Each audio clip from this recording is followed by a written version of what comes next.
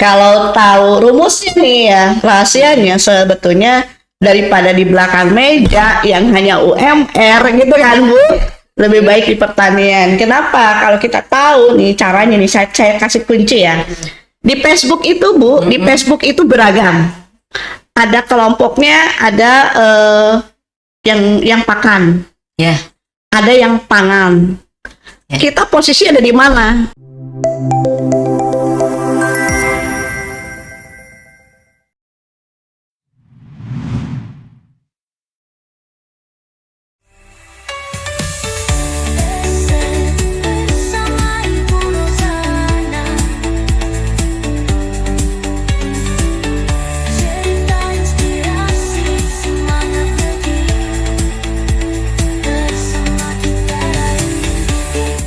Nah, tapi karena barangnya jarang, jadi paling-paling saya secara kontinu itu ada 2 ton saya kirim, ada 3 ton saya kirim Padahal gitu ya. itu produksi ya. Ya, Iya kan? Tadi susah pemasaran padahal memproduksi. iya. Jadi si Bali ini bingung. Lah, serius Bu Judit, izin saya memperlihatkan sedikit nota saya, dia bilang gitu ya. Karena kalau saya nota selalu ada di handphone saya. Ini Pak, silahkan Bapak lihat. Begitu dilihat Pak, Bu, waduh, kok banyak sekali Bu Judit pembelinya, yang ordernya. Iya. Bapak, makanya kenapa saya ketawa, saya jam 11 malam orang lain tidur, saya ada di pelabuhan Pak, nungguin apa namanya? Nungguin kapal ya Allah, kapal itu orang lain udah tidur nyenyak terlelap, kita nungguin kapal kan sampai begini di pelabuhan itu Bu. Iya. Jadi begitu kapal merapat kita ribut gitu kan ya Bu. Nah itu dibuang ke Bali. Iya. Ibu, saya lihat perjalanan Ibu di dunia pertanian sangat mengagumkan. Artinya dari belajar hulu sampai hilir Iya. ya, Bu. Artinya Ibu tidak ini lagi dengan budidayanya. Tidak sulit lagi Iya, sampai betul. olahan karena memang punya basic ya. Saya Betul. lihat Ibu punya background yang memang mendukung itu. Iya, Tapi selain itu saya kagum juga, Ibu terjun juga rupanya ke Komite RSNI Iya. 6521. Nah, Iya. itu gimana? Nah Itunya, jadi Bu. itu saya jujur ya Bu. Apakah ada hubungannya ataukah Ada ini? hubungannya. Ada Jadi hubungannya. jadi begini Bu, waktu itu karena Bioguma ini kan hasil dari BB Biogen. Iya. Nah, saya kembangkan ke seluruh Indonesia. Saya bimtekan juga ke PPL, ke para kelompok tani. Waktu itu kepala balainya Pak Mastur dan stafnya itu Pak Ajis dan Ibu Masuma. Orang baik itu orang baik semua Bu yang mendukung saya. Tetapi satu orang yang nggak bisa saya lupa adalah Profesor Endang Gati sebagai pemulia. Karena gara-gara beliau saya dijadikan narasumber pertama kali di BB Biogen, yang akhirnya itu pertama kali saya mengenal BB Biogen. Jadi setelah pertemuan di Deli Serdang Bedagai, beliau manggil saya dan pada saat itu ada acara pertemuan dan juga silaturahmi BB Biogen dengan mitra-mitranya gitu kan. Nah, kebetulan di situ saya didapuk untuk jadi narasumber gitu kan. Alhamdulillah dari situ Bu, saya dikenal sama Pak Mastur. Pak Mastur minta saya bisa mengembangkan ini itu dan saya bisa termasuk ke bioetanol Bu. Jadi pas masa COVID itu Bu, kami kerjasama membuat bioetanol untuk memenuhi kebutuhan rumah sakit. Jadi orang lain saat COVID lagi diam-diaman, saya ini produksi itu. Nah, karena belum tahu pada saat itu ya Bu, kadar beriknya sangat tinggi sehingga proses pembuatan bioetanol itu sangat cepat ya. Waktu itu saya masukin hasil pemerasan dan hasil fermentasi ya Bu, belum disuling ya Bu, belum disuling, baru fermentasi. Seharusnya kalau dimasukkan ke dalam jerrycan itu harusnya di sini. Nah, kesalahan saya adalah mendekati leher. Nah, malam hari Bu, malam hari itu seperti ada suara aneh, sus kayak gitu kan Bu. Itu semua galon Bu, muter-muter sendiri lari Bu, semua itu si jerrycan itu udah nggak berbentuk jerrycan Bu, udah jadi bulat ngembung begitu kayak balon gitu Bu. Meledak mungkin ya. Mau meledak ya, wah saya langsung keluarin dan ada yang udah pecah das gitu Bu. Jadi itu pengalaman saya di pembuatan bioetanol gitu ya Bu. Jadi saat itu saya berpikir resiko nih kalau saya buat di rumah gitu ya, dan di kebun juga sama, di rumah petani gitu kan, resiko ini. Akhirnya saya kembalikan, saya produksi di BB Biogen aja bareng-bareng Nah, gitu tantangan kan. Ibu setelah masuk ke arah kebijakan itu kan ya Bu? Ya, betul. Nah, apa tantangannya ini? Biasanya di outdoor ya Bu, di lapangan, Iya. masyarakat itu petani sekarang Iya, ke dalam, iya, ke birokrasi, ya. Jadi saya sampai bilang begini, mohon maaf Bapak, Ibu, saya ini tidak ada background pertanian dan akademik pun tidak ada. Saya otodidak semua. Apakah saya layak di sini? Saya bilang gitu. Menurut mereka, Ibu sangat layak karena Ibu sebagai praktisi dan pegiat. Kalau kami kan hanya sebagai teori saja gitu kan. Tapi kalau Ibu kan sudah membuat berbagai pengembangan dari A sampai Z gitu kan, dari pulau ini sampai pulau ini gitu, dan juga Ibu juga sudah memberikan berbagai bimtek. Jadi saya membuat gula, membuat segala macam Bu dari sorghum itu. Yang kata orang ya Bu, sampai saat ini kan ada tuh PT Sedana membuat produksi gula, tetapi dia masih galur ya, bukan varietas. Dan itu khusus, tidak dikembangkan oleh orang lain, jadi eksklusif punya dia gitu kan. Tetapi tidak menghasilkan biji. Jadi hanya batang doang. aja. Iya, batangnya aja, betul. Nah, itu tinggi banget Bu, tinggi banget itunya tuh. Terus si pohonnya itu berbeda dengan pohon sorghum kita yang seperti jagung. Iya.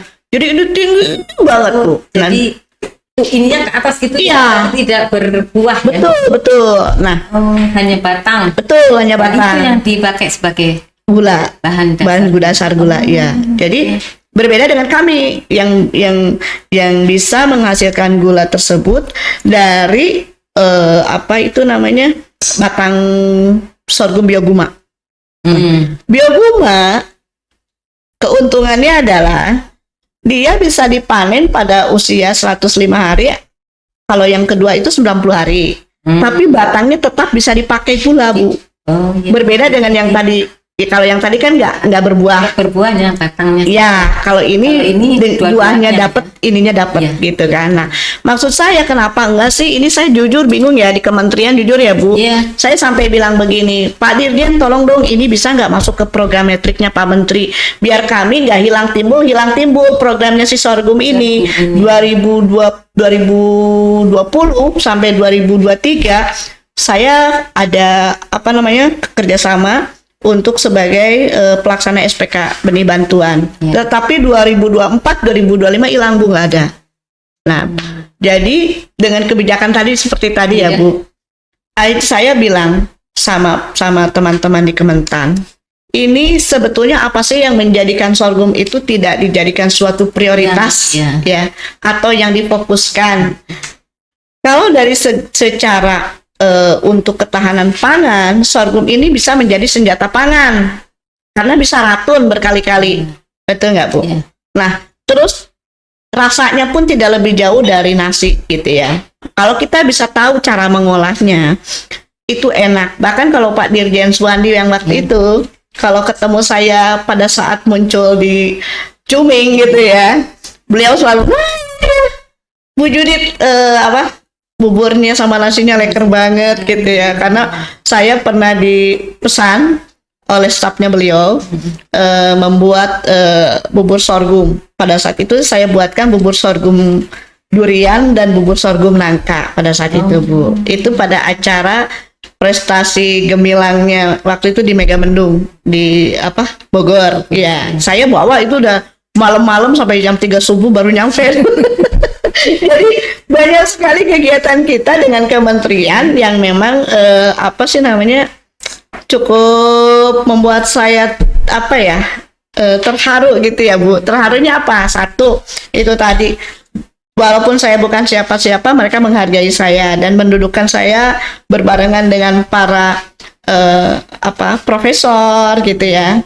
Itu kan anggota RSNI itu para profesor, Bu. Ada yang dari UGM, ada yang dari ITB, Unpad, dan IPB. Nah, itu yang luar biasa gitu. Tetapi saya memang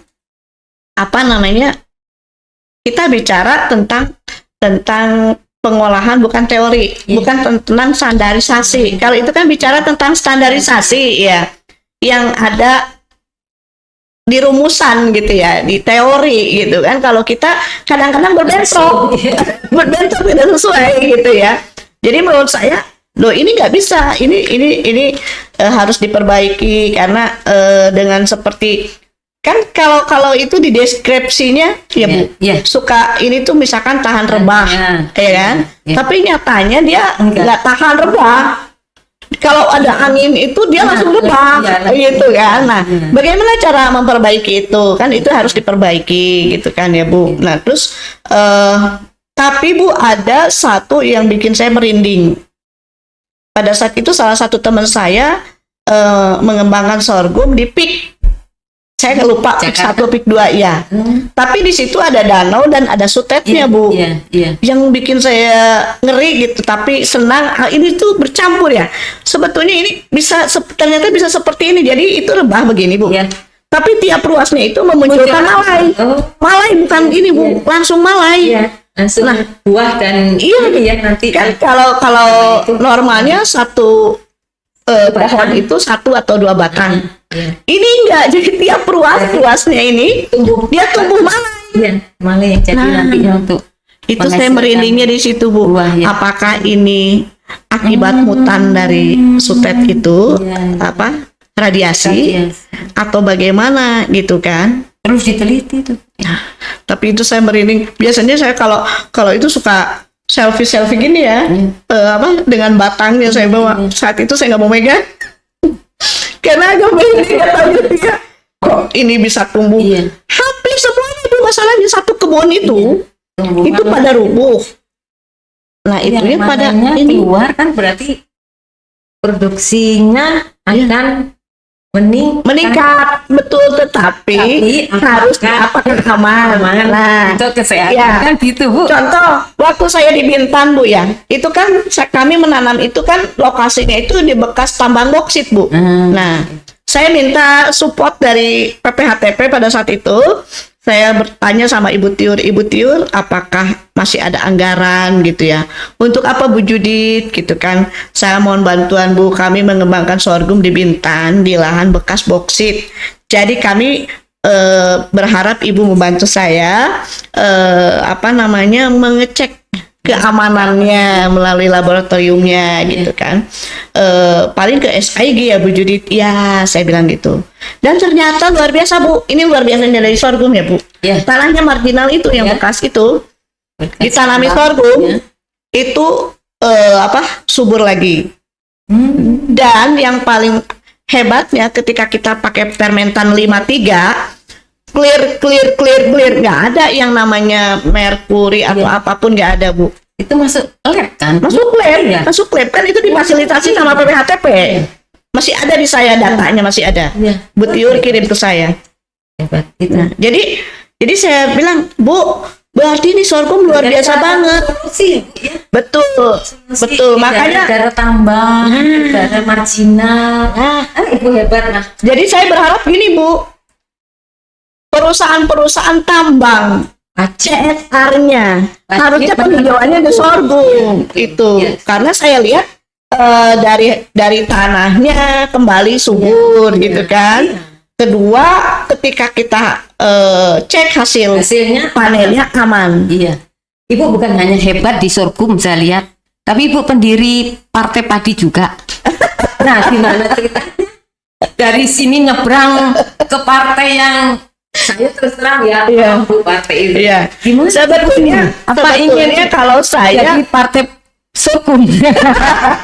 Jadi gini Bu, ada salah satu aktivis wanita cantik ya Bu. Kebetulan dulu itu beliau ada di bawah organisasinya Muldoko Center, ya Bu.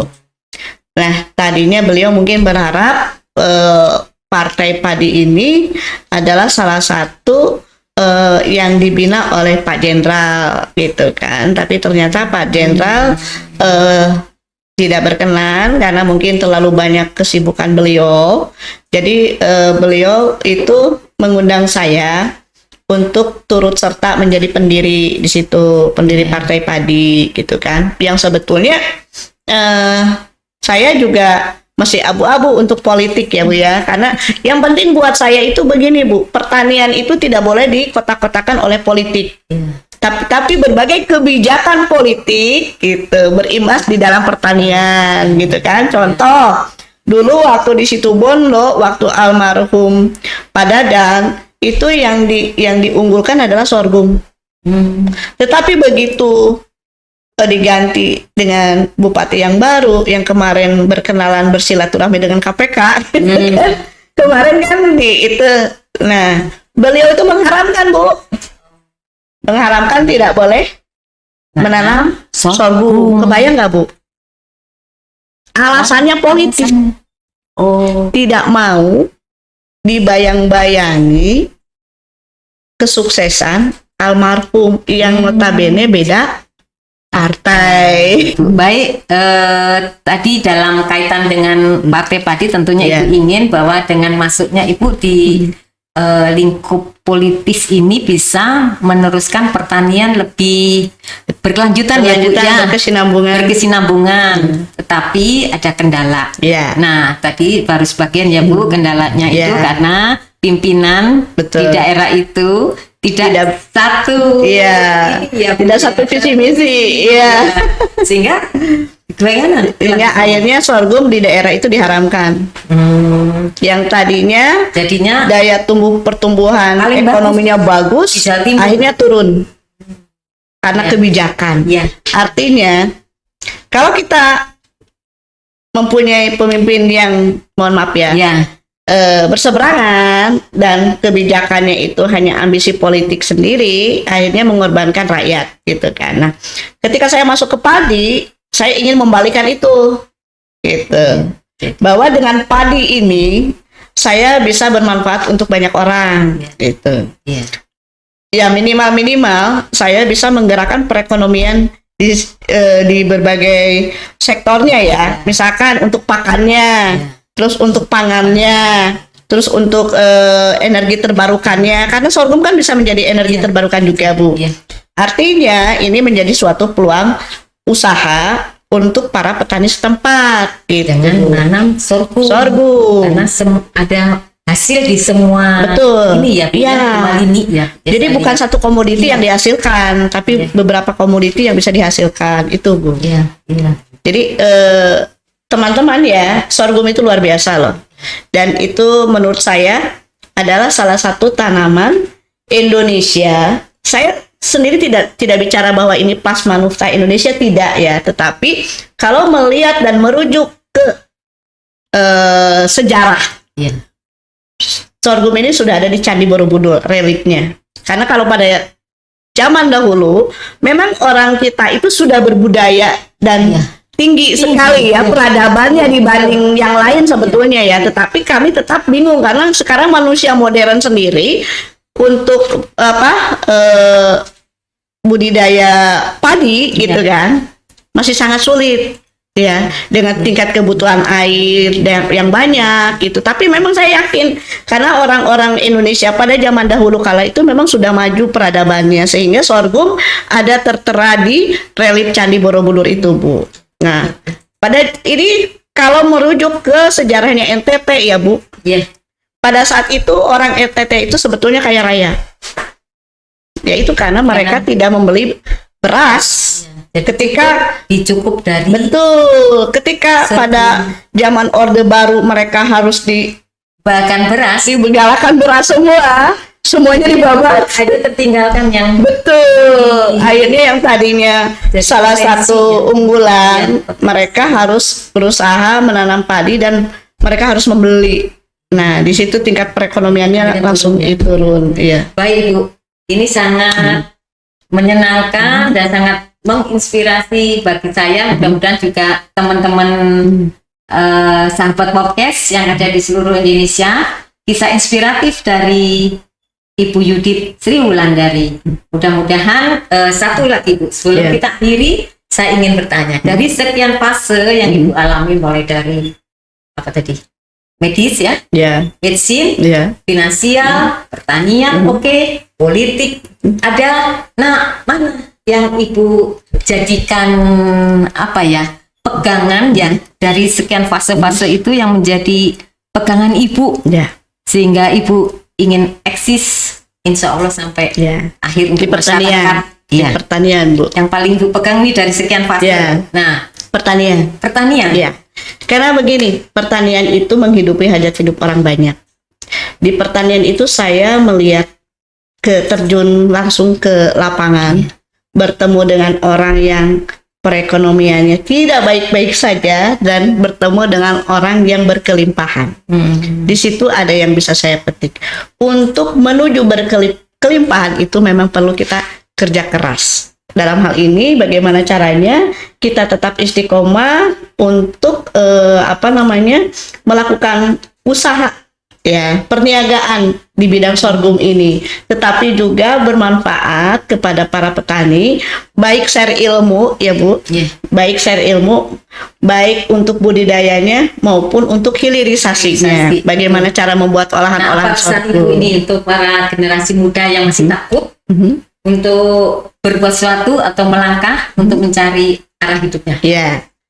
Ada satu yang ini kunci saya Bu ya. Tapi mungkin orang lain mungkin akan berpikir ada, kalau mohon maaf ya, orang kita tuh sekarang selalu berkonotasinya musyrik atau apa ya. Saya itu sebetulnya sebelum terjun ke pertanian dan bertemu dua orang tadi yang mengenalkan saya ke sorghum, ada orang yang membaca saya dan saya tidak kenal. Orang itu datang tiba-tiba. Ibu cocok di pertanian. Saya nggak kenal Bu orang itu. Nah, terus saya aminkan. Terus beliau tanya, Ibu lahir bulan apa? Yang biasanya kita tabu kalau ketemu orang baru kenal ya Bu ya. Tapi pada saat itu entah kenapa saya mengatakan, saya lahir di bulan Maret, tahunnya ini, saya bilang gitu. Langsung dia bilang, betul kata saya. Ibu itunya kerbau, sionya gitu kan. Kerbau itu berhadapan dengan tanah. Hidupnya di tanah. Ya kan. Nah, jadi kerbau itu membajak tanah, ya kan, yang menjadikannya sawah dan lain-lain gitu kan. Artinya mengolah tanah. Nah, jadi teman-teman ya, ini sekedar ini aja. Jadi kalau kita ingin tahu passion kita di mana, itu kita katakan passion ya Bu ya. Karena memang kita harus tahu siapa diri kita. Karena kalau kita tidak tahu siapa diri kita, kita tidak akan ada progres untuk maju gitu ya Bu ya. Jadi begini, kalau dulu kita selalu menginginkan pekerjaan itu yang enak-enak, yang sesuai dengan mimpi kita, kan gitu ya Bu, betul ya Bu ya. Dan inginnya tuh menjadi seperti yang duduk di belakang meja, kan gitu ya Bu ya. Itu untuk ukuran standar sukses gitu ya di impian mereka gitu. Tapi sebetulnya kalau kita mau tahu, lihat, misalkan nih sio monyet. Coba yang di pikiran Ibu apa? Sio monyet. Memanjat. Nah, memanjat kan? Selain memanjat. Rakus. Nah, jadi ngorek-ngorek. Iya, tapi sebetulnya sio monyet itu lincah. Gesit. Ya. Jadi kalau Anda tahu bahwa Anda itu seorang sio monyet, itu lebih baik di usaha, di wirausaha. Yang baru ini. Ya, kenapa? Karena monyet itu kan gesit ya.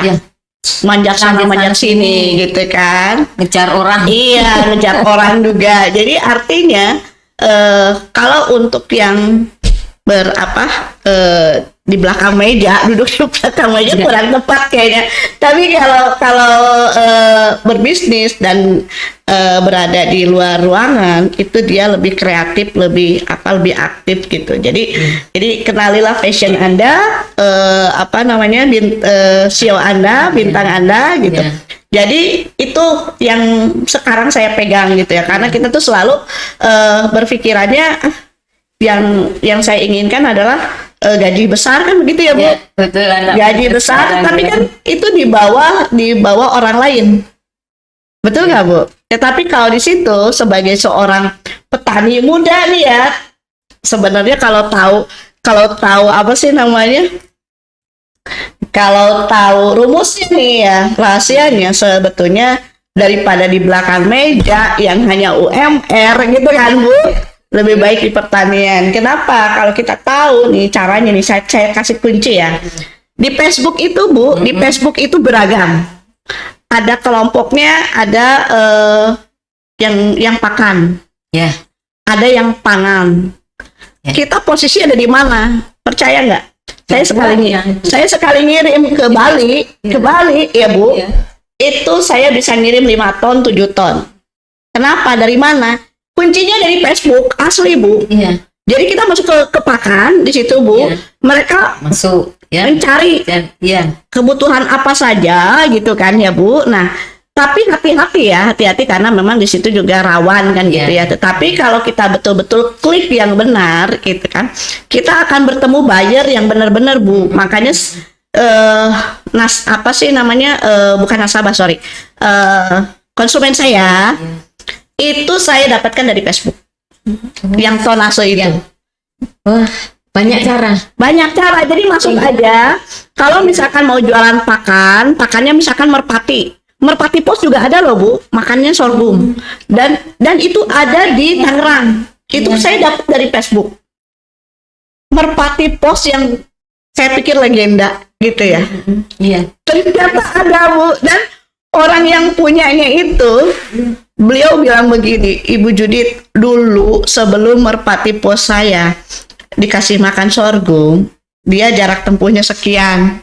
Oh, really, Bu? Ya, tapi ketika sudah konsumsi sorghum, luar biasa dia jauh Jarak. gitu kan. Dan saya pikir tidak balik lagi, ternyata Jadi, kembali lagi. gajinya Iya, meningkat. meningkat.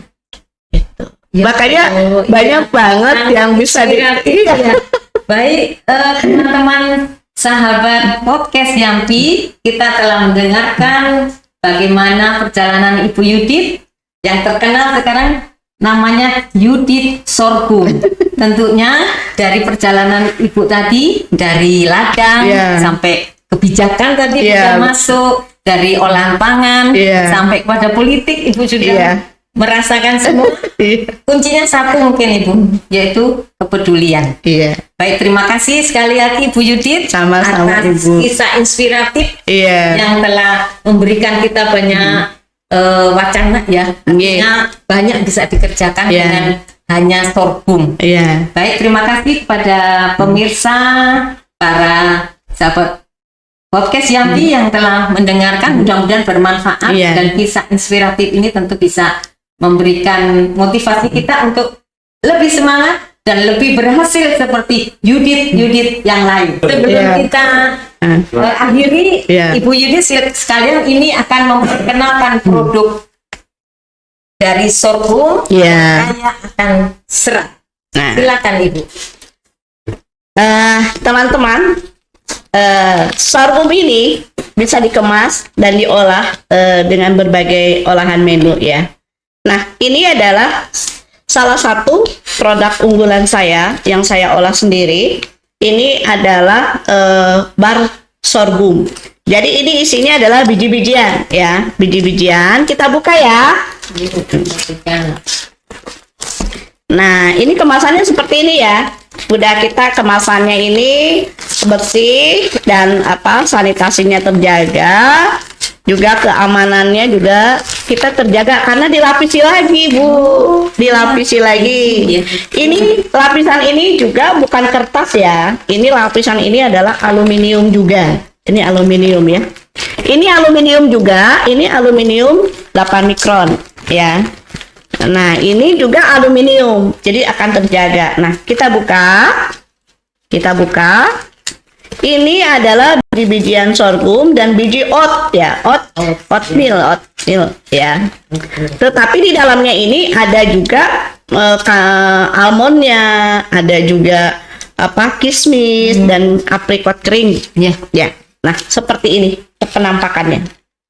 Nah, kalau konsumsi ini ya untuk yang ingin diet ya, walaupun ini ada sentuhan sedikit coklat ya, tapi ini coklat putih memang.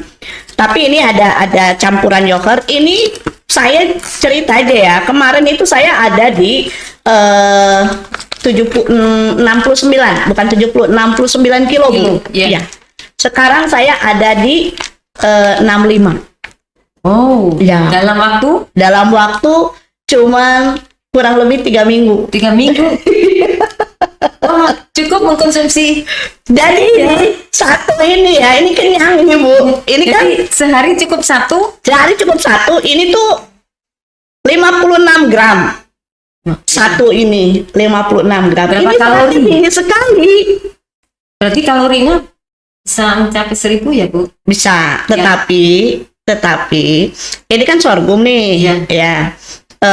Di sini itu selain kalori ya, tetapi di sini yang jadi ininya adalah seratnya. Ya, yang kita butuhkan serat. Ya, serat ya. Seratnya ini luar biasa. Jadi sorghum sendiri ini bisa menyelesaikan suatu permasalahan pencernaan atau seliak. Ya. Nah, jadi ketika orang yang diet, itu cukup konsumsi ini aja. Ya. Jadi kalau soal konsumsi ini pagi-pagi, berarti dia baru sore dia lapar. Iya. Wah, cukup ini Bu ya. Iya. Cukup memberikan kita untuk ya udah, ayo kita. Iya, betul. Iya. Makanlah ini. Ini saya sampai dibilang apa ini? Jadi orang-orang Iyalah sorghum. Jadi orang-orang yang melihat saya pada saat berat badan saya sekitar 69 tadi, itu saya memang terlihat sekali ya. Tapi sekarang saya terlihat langsing. Iya, karena turun. Omong-omong beli di mana ini Bu? Oh, ini langsung aja Bu. Langsung aja bisa japri. Iya. Tolong dicatat bagi yang ingin membutuhkan ya. Terutama untuk para diet. Teman-temannya ini biji-bijian ya teman-teman. Ini biji-bijian, rasanya enak loh. Jadi kalau teman-teman konsumsi ini akan merasakan sensasi yogurtnya. Ini mengandung yogurt. Juga ada sensasi buah-buahannya. Jadi segar Bu. Jadi segar. Nah, apabila teman-teman dalam keadaan di perjalanan ya macet atau apapun dan lapar, ini adalah solusinya. Membantu ya. Sangat membantu untuk mengatasi rasa lapar. Baik, terima kasih Bu Yudi telah memberikan semua ilmunya, mulai dari budidaya, olahan sehat, manfaatnya, dan tentunya semua ini akan memberikan kita semua menjadi sehat dengan mengkonsumsi sorghum. Terima kasih. Assalamualaikum. Waalaikumsalam.